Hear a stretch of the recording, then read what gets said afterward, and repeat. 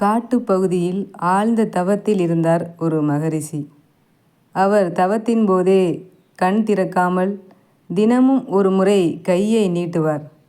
கையில் யாராவது எதையாவது வைத்தால் அது என்ன ஏதென்று பார்க்காமல் அப்படியே சாப்பிடுவார்.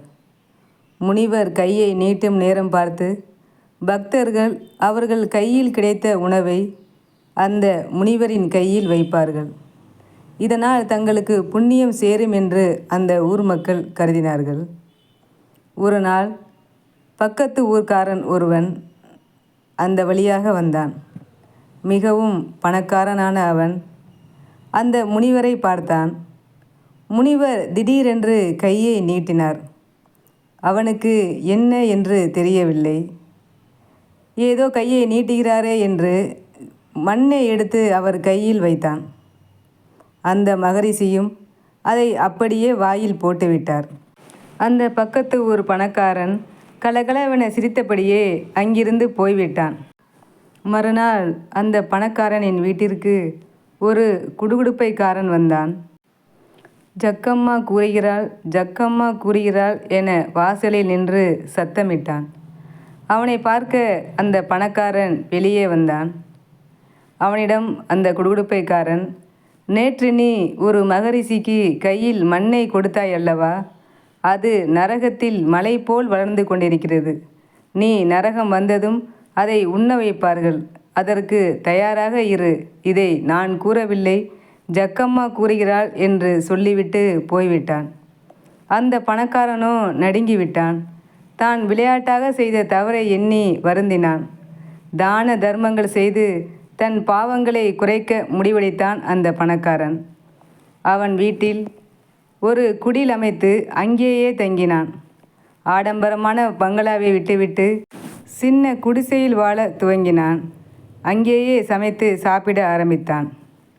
தன் நாட்டிலுள்ள இளம் பெண்களை அந்த குடிசைக்கு வரவழைத்து திருமணத்திற்கு தேவையான நகை பணம் கொடுத்து பாவம் செய்வதின் கெடுதல் பற்றி எடுத்து கூறி அனுப்பி வைத்தான். இது நாள்தோறும் நடைபெற்று ஒரு நிகழ்வாக மாறிவிட்டு போனது. பணக்காரனின் இந்த தினசரி வழக்கத்தை அந்த நாட்டில் சிலர் வேறு மாதிரியாக கதை கட்டி விட்டனர். இந்த பணக்காரன் இளம் பெண்களை தவறான நோக்கில் குடிலுக்கு வர சொல்கிறான், தவறுக்கு கூலியாக நகை பணம் தருகிறான் என்று திரித்து கூறினார்கள். இப்படியாக பல விமர்சனங்கள் வந்த வண்ணம் இருந்தன.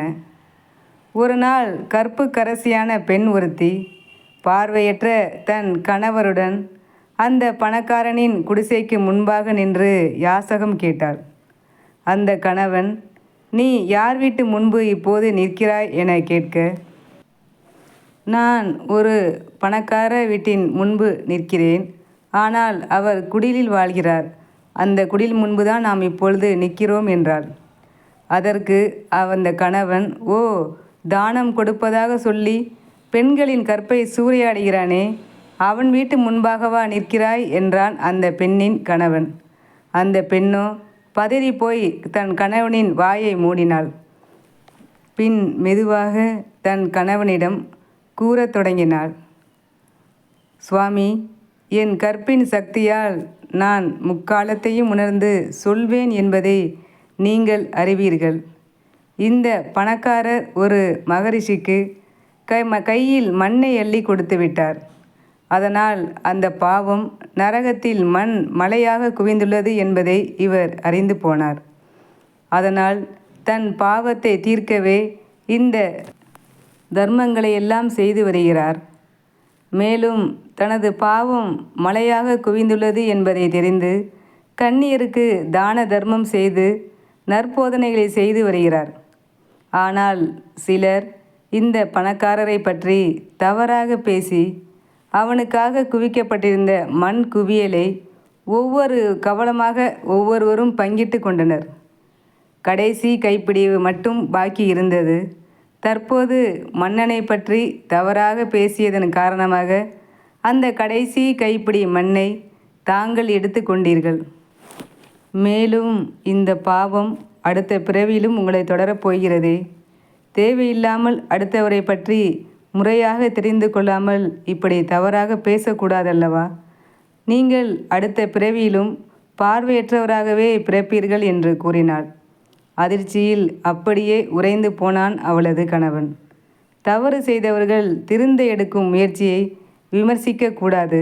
அவர்களை தவறாக விமர்சித்தால் அவர் செய்த பாவங்களை பங்கு போட்டு கொள்ளும் நிலைமைக்கு ஆளாக வேண்டிய வரும். உண்மை என்னவென்று அறிந்து கொள்ளாமல் காலத்துக்கும் வம்பு பேசிக்கொண்டு மற்றவர்களின் பாவத்தை சிலர் பங்கிட்டு கொள்கிறார்கள். அந்த தவறை நாம் ஒருபோதும் செய்யக்கூடாது. ஒருவரை பற்றி முழுமையாக தெரியாமல் மற்றவர்களிடம் அதை பற்றி பேசுவது நம்மை பாவத்தை சுமக்கச் செய்யும். அதனால் பேசும் சுவாரஸ்யத்தில் மற்றவர்களை பற்றி தவறாமல் பேசுவதை நிறுத்துவோம். நம் பாவத்தையும் குறைப்போம். வாழ்க வளமுடன். நன்றி.